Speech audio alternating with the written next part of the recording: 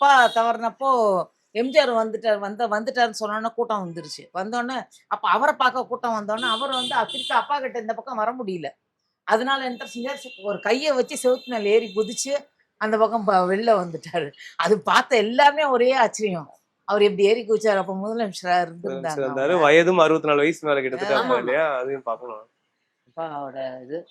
ஆனா, அப்பா மேல உள்ள அந்த ஒரு பிரியம் இப்ப சொன்ன மாதிரி அன்னைக்கு அவர் தாண்டி வந்தது மட்டும் இல்லாம, அப்பாவோட இறுதி ஊர்வலத்துல வேன்ல அப்பாவோட உடல ஏத்துனதுக்கு அப்புறமா முகம் தெரியல.